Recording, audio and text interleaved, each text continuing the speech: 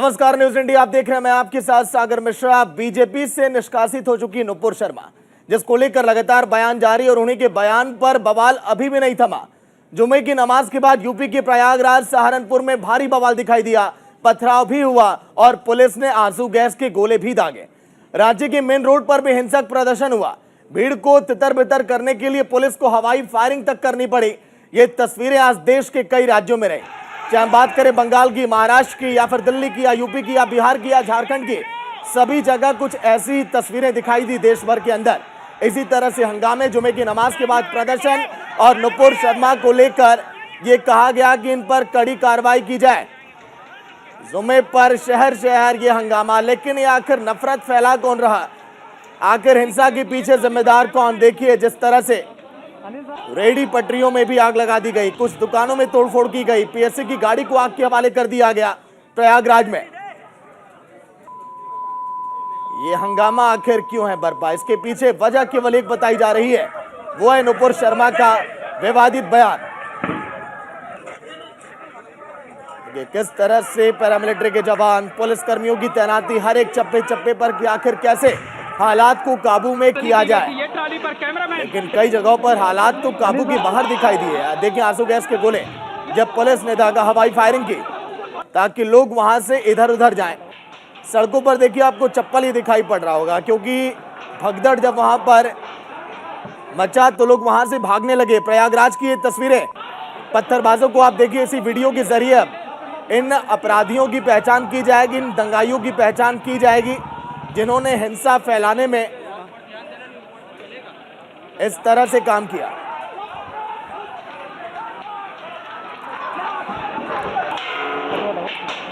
तो देश में आखिर ये हंगामा क्यों है बरपा?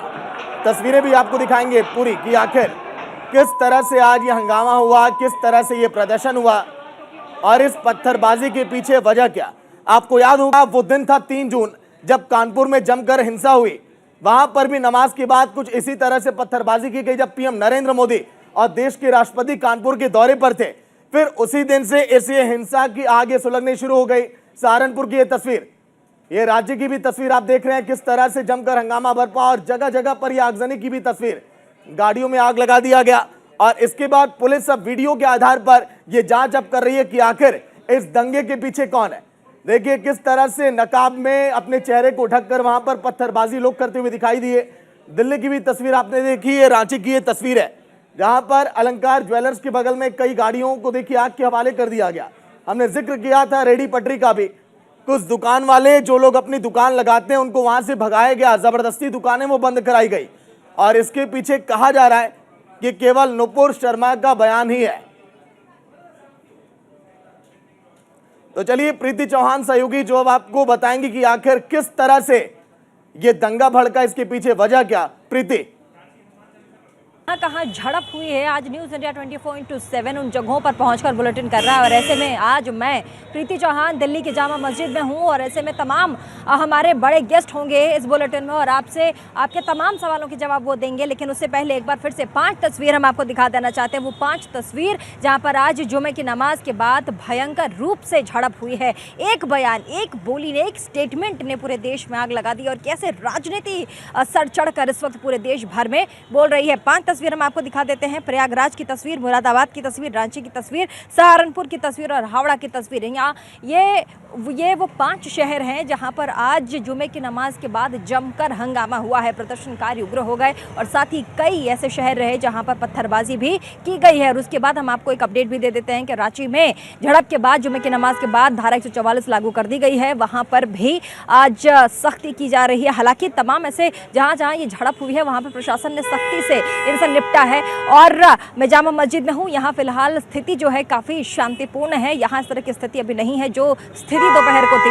लेकिन ऐसे में तमाम वो सवाल, जिन सवालों के जवाब आप जानना चाहते हैं, हम भी जानना चाहते हैं, पूरा देश जानना चाहता है कि आखिर इस तरह की स्थिति भारत में इस वक्त क्यों उपजी हुई है।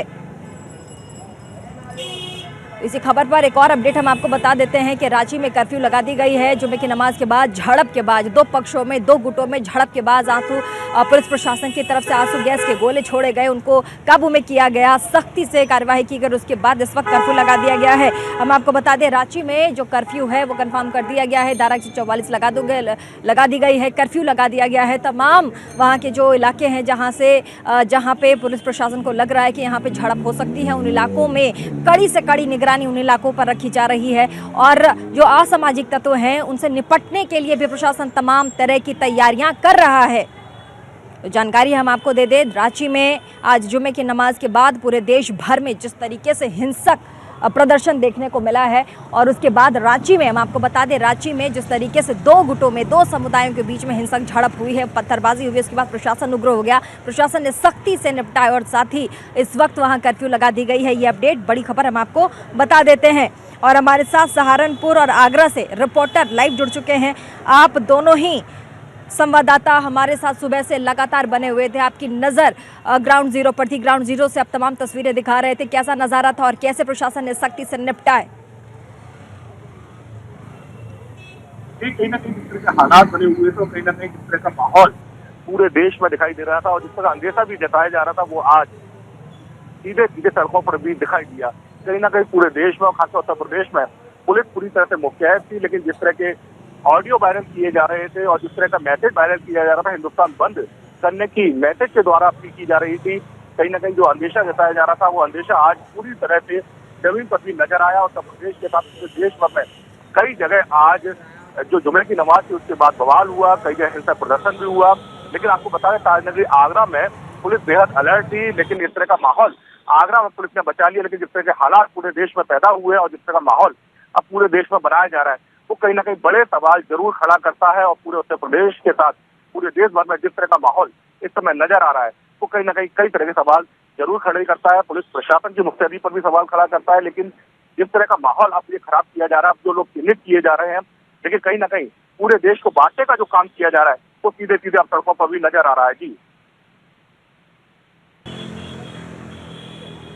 तो देखिए हम आपको लगातार ये बता रहे हैं कि कैसे पूरे देश भर में इस वक्त नुपुर शर्मा के बयानबाजी के बाद पूरे देश भर में आग लगी हुई है। उनके विवादित बयान ने पूरे देश भर में हिंसा को भड़का दिया और ऐसे में कैसे झारखंड के मुख्यमंत्री ने क्या कुछ कहा है जब रांची में हिंसक झड़प हो गई, वहां जो दो गुट थे वो उग्र हो गए। एक बार जल्दी से आपको सुनवा देते हैं मुख्यमंत्री हेमंत सोरेन ने क्या कुछ कहा है। ये घटना जो घटी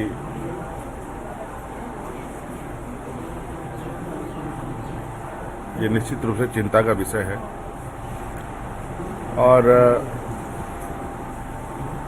सिर्फ आज की घटना नहीं, ये घटना से जुड़े विषय पर भी चिंता का आवश्यकता है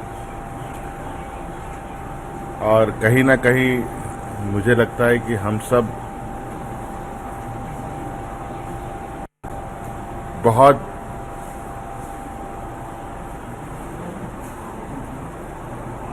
सुनिश्चित तरीके से कुछ ऐसे शक्तियों का शिकार हो रहे हैं जिसका परिणाम हम सबको भुगतना पड़ेगा। तो आपने मुख्यमंत्री हेमंत सोरेन को सुना, कैसे रांची में कर्फ्यू लगने के बाद उनका रिएक्शन क्या रहा, मुख्यमंत्री ने क्या कुछ कहा, लेकिन वहां पे कर्फ्यू लगा दी गई है। ये अपडेट है रांची को लेकर के। जब जुमे की नमाज के बाद वहां हिंसक जो दो समुदाय दो गुट थे वहां पर हिंसक उठे, लेकिन उसके बाद की अभी जो स्थिति है वो सामान्य है। हालांकि लेकिन जिस तरीके से पूरे देश भर में नुपुर शर्मा के बयान को लेकर के हिंसक उपद्रव मचाए जा रहे हैं और साथ ही जिस तरीके से आगजनी की जा रही है, तमाम कई जगह ऐसे रहे जहाँ पर पत्थरबाजी की गई है और ऐसे में हम आपको 5 तस्वीर एक बार फिर से हम आपको दिखाना चाहेंगे जहाँ पर वो 5 शहर जहाँ पर आज दिन भर पूरे देश भर की निगाहें 5 शहरों पर टिकी हुई थी। एक बार जल्दी से हम कहना चाहेंगे जल्दी से हम 5 तस्वीर आपको जल्दी से दिखा देते हैं शहरों की और एक बार हम आपको फिर से रुक कर लेते हैं। पश्चिम बंगाल के हावड़ा में हिंसक झड़प की खबर आई है और साथ ही प्रयागराज, मुरादाबाद, रांची, सहारनपुर ये वो जगह हैं जहां पर आज जुमे की नमाज के बाद अचानक से लेकिन कोई अगर दंगा करने की कोशिश करेगा तो ये समझ लें कि उत्तर प्रदेश दंगा मुक्त प्रदेश है। यहाँ दंगा करने वालों के लिए कोई माफी नहीं है। राष्ट्रपति चुनाव में भाजपा कोई लड़ है राष्ट्रपति चुनाव में भाजपा कोई लड़ है।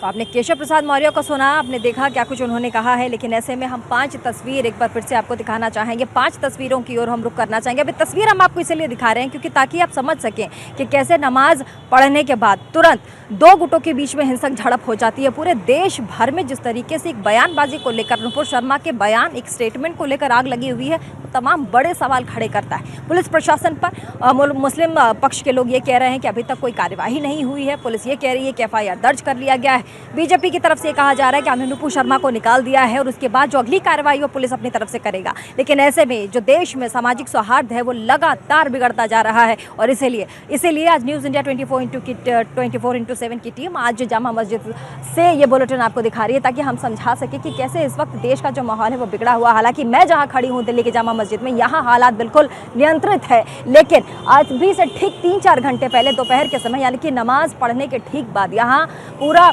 यहाँ का जो इलाका है वो तकरीबन 500 से 600 लोगों से भरा हुआ था।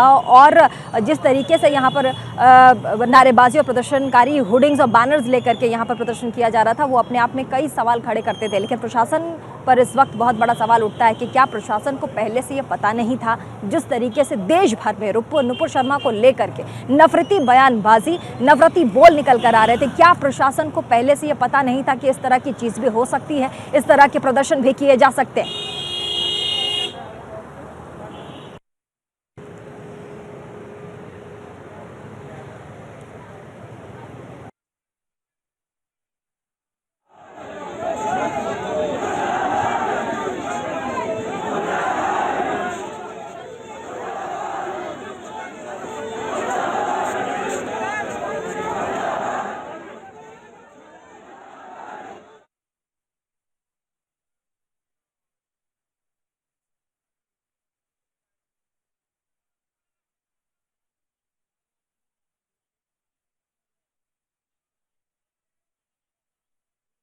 अभी इस वक्त मैं जामा मस्जिद में खड़ी हूँ, लेकिन अब से ठीक 3-4 घंटे पहले की तस्वीर आप देख रहे थे जब जुमे की नमाज के बाद जो मुस्लिम पक्ष था वो एकाएक प्रदर्शन पर उतर आया और ऐसे में 2 गुटों के बीच में यहाँ पर लगातार 2 गुटों के बीच में झड़प जैसी सिचुएशन बन गई थी। हालांकि झड़प नहीं हुई है, लेकिन प्रदर्शन किया जा रहा था मुस्लिम पक्ष की तरफ से। यहाँ क्योंकि ये जामा मस्जिद का इलाका पुरानी दिल्ली का इलाका है, ऐसे में यहाँ पर तमाम दुकानें हैं। चांदनी चौक पूरे देश भर में मशहूर है बाज़ार के लिए। तमाम दुकानदार अपने बाज़ारों को बंद कर चुके थे।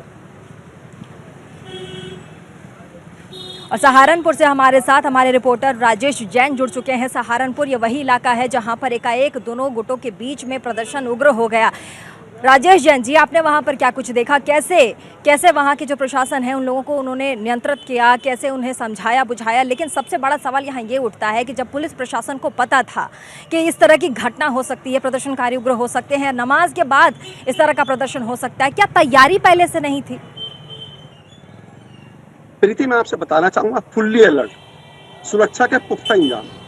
आज सुबह जब जामा मस्जिद पर नमाजी पहुंचे हैं, मैं खुद मौके पर उपस्थित था। वहां पे कई हजार लोग नमाज पढ़ने पहुंचे हैं। मस्जिद के अंदर ही उन्होंने नमाज अदा की।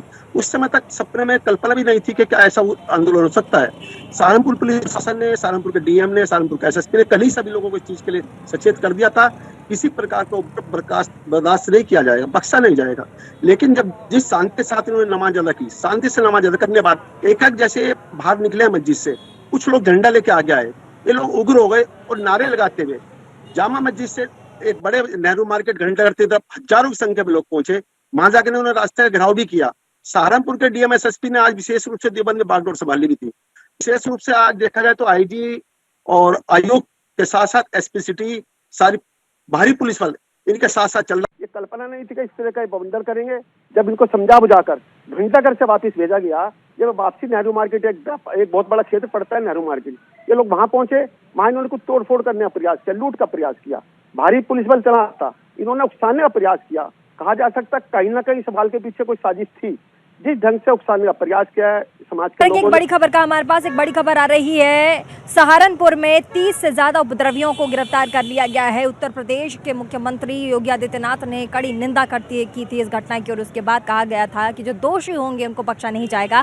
और ऐसे में जो बड़ी खबर हमारे पास आ रही है उसका रुख कर लेते हैं। सहारनपुर में 30 से ज्यादा उपद्रवियों को गिरफ्तार कर लिया गया है। सहारनपुर ये वही जगह है जहां पर आज दोपहर को लगातार प्रदर्शनकारी बैनर्स लेकर के प्रदर्शन कर रहे थे और एक ही मांग कर रहे थे कि नुपुर शर्मा को गिरफ्तार किया जाए, उन्हें कड़ी से कड़ी सजा दी जाए। कहीं कहीं पर हम आपको यहाँ बताते चले हैं कि कई ऐसे शहर रहे जहाँ पर प्रदर्शनकारी सीधा मांग कर रहे थे कि नुपुर शर्मा को जेल भेजा जाए। लेकिन ऐसे में हम आपको बता दें, जो बड़ी खबर हमारे पास इस वक्त आ रही है न्यूज़ इंडिया 24/7 पर, हम आपको बता दें कि सहारनपुर में 30 से ज़्यादा उपद्रवियों को गिरफ्तार कर लिया गया है। और इस वक्त की बड़ी खबर हम आपको बता दें, कैसे देखिए उपद्रवियों पर उत्तर प्रदेश सरकार सख्ती कर रही है। लगातार डिप्टी सीएम, हम आपको बता दें, वहाँ के मुख्यमंत्री का ये कहना था कि जो भी दोषी होंगे उनको बख्शा नहीं जाएगा।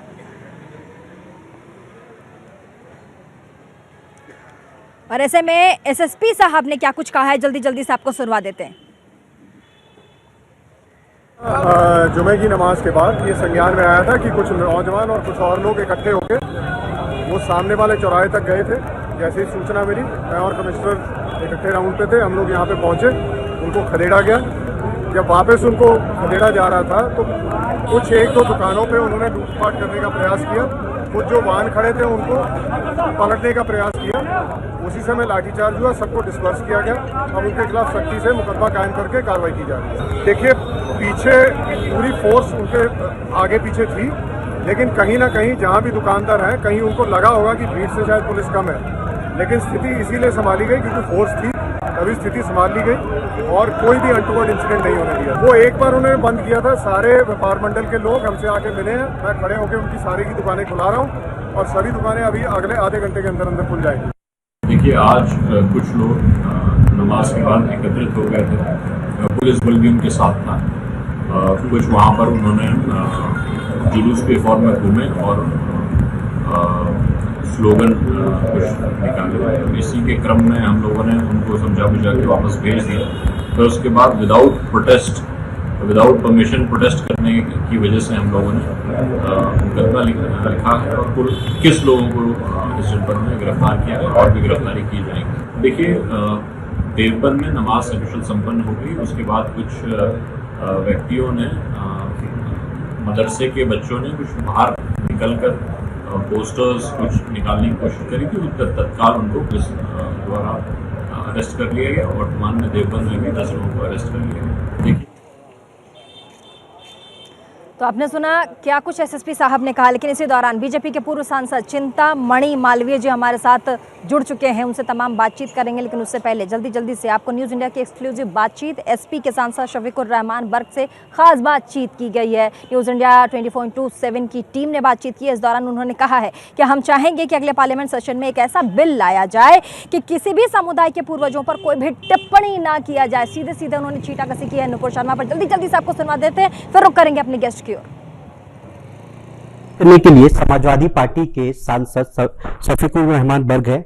सर, अगर बात की जाए तो आज जिस तरीके से बीजेपी के प्रवक्ता थी पूर्व नुपुर शर्मा ने बयान दिया, उसके बाद पूरे देश में उनके खिलाफ विरोध प्रदर्शन हो रहा है।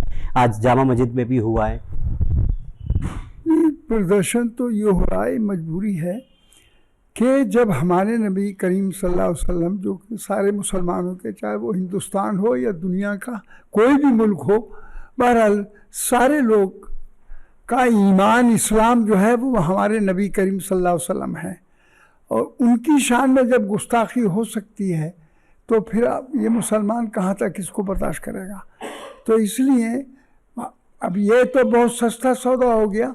ये तो चलते फिरते आदमियों की, किसी ने किसी को गाल दे दी, वो कर दिया, उनका भाई तस्फिया कर दिया, जाओ ख़त्म हो गई बात। ये वो मसला नहीं है।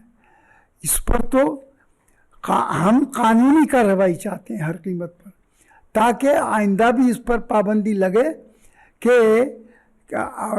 हमारे रसूल सल्लल्लाहु अलैहि वसल्लम की शान में और भी इसके अलावा भी पहले भी कई मरतबा इस किस्म की हरकतें हो चुकी हैं, लेकिन उस पर गवर्नमेंट का कोई अंकुश ज़बरदस्त वाला नहीं है, या गवर्नमेंट ने कोई ऐसी चीज़ नहीं की या हुक्म जारी नहीं किया कि भाई अब ये तो हमारे एहतजाज से पहले ही गवर्नमेंट को भाई तुमने क्यों रसूल की शान में ये बात कही है, तो खुद ही एक्शन ले लेते इस पर, उनको गिरफ्तार करते, जेल भेज देते और उसमें कानूनी कार्रवाई करते, तो कोई भी इसमें हंगामे नहीं होते।